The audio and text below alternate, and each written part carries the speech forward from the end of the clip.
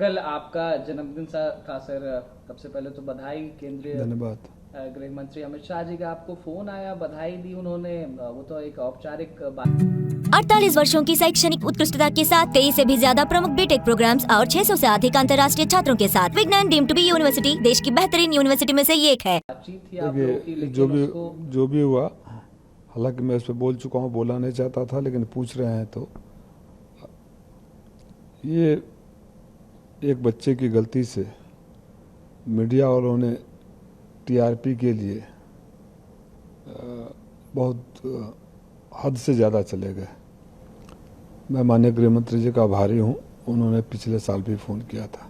आप देख रहे हैं मेरे हाथ में चोट लगी है। कल मेरा जन्मदिन था, बाहर समर्थकों को हुजूम था, इंसुलिन का इंजेक्शन लिया था, मुझे तुरंत नाश्ता करके बाहर निकलना था। अचानक जिसके हाथ में फ़ोन था उसने कहा कि उनके यहाँ से फ़ोन आ रहा है। मैं बहुत ज़्यादा नहीं सोचा, उसको स्पीकर पर करके रखा के टेबल पर रख के 1 मिनट 10-20 सेकंड बोलेंगे, धन्यवाद बोलूँगा, अब तब तक मैं अपना नाश्ता करके बाहर चला जाऊँगा।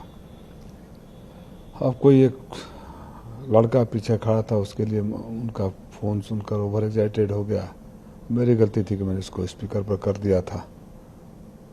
उसने कब पीछे से रिकॉर्ड कर लिया, आप देखे भी होंगे कि पीछे से रिकॉर्ड है। और उसके बाद मैं नाश्ता करके मैं भीड़ में चला गया। आधे घंटे बाद जब मुझे पता चला कि इस तरह का ये वायरल हो रहा है, मैंने लड़के को बुलाकर डांटा, बोला। फिर मैं सोचा डिलीट करा दूं। डिलीट कराने से पहले वायरल हो गया था, फिर गलत संदेश जाता।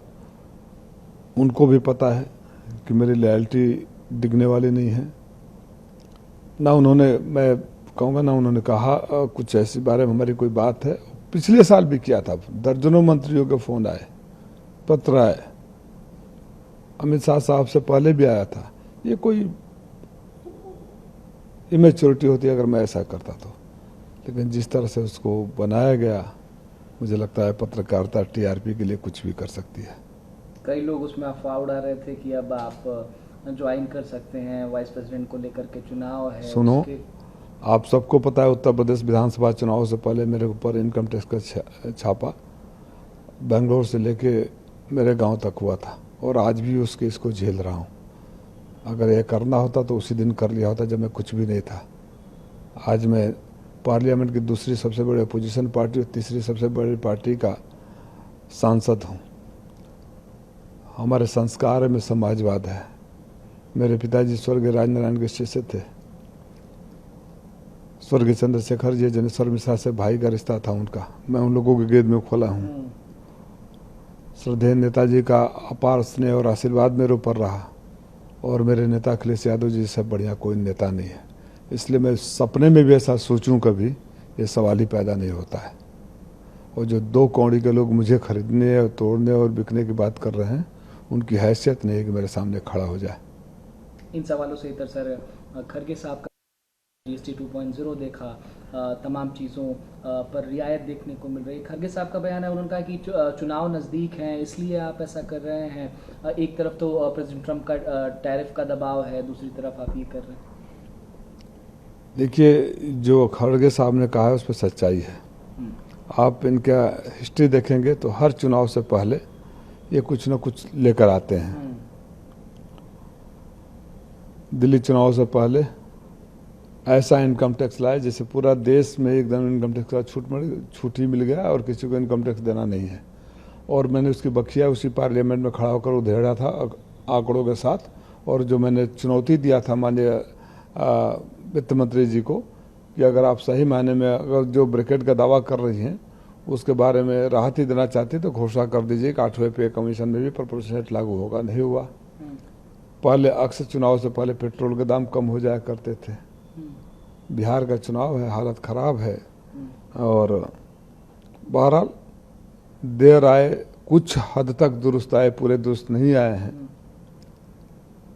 लेकिन राहत देने की अगर मंशा होती, 8 साल का बहुत लंबा समय होता है। और मैंने कई बार माननीय मंत्री जी से भी उठाया है कि जिस जीएसटी की बात कर रही है, 8 साल पहले उस जीएसटी का लिमिट 20 लाख रुपया रखा गया था कि 20 लाख रुपया तक एग्जेम्प्टेड रहेगा, उसके ऊपर होगा तो जीएसटी देना पड़ेगा।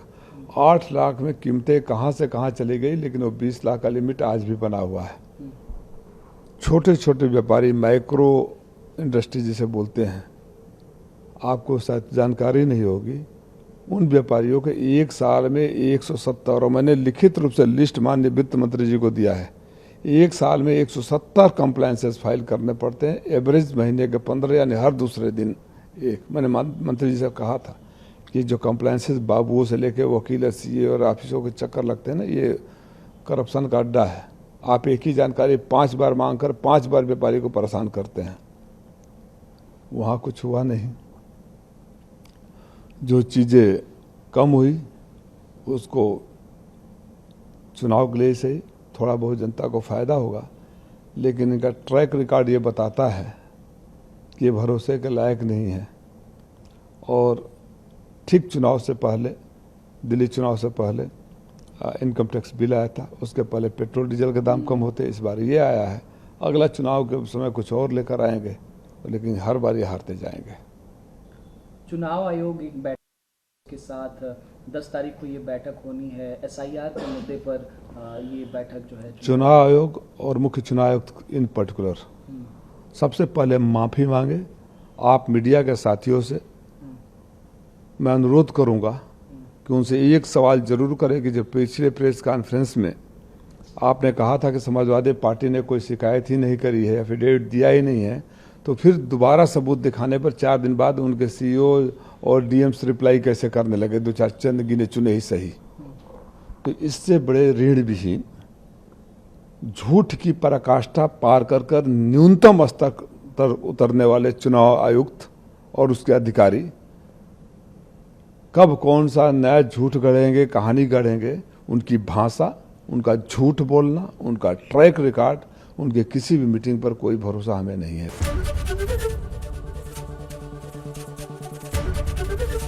एबीपी गंगा, खबर आपकी, जुबान आपकी।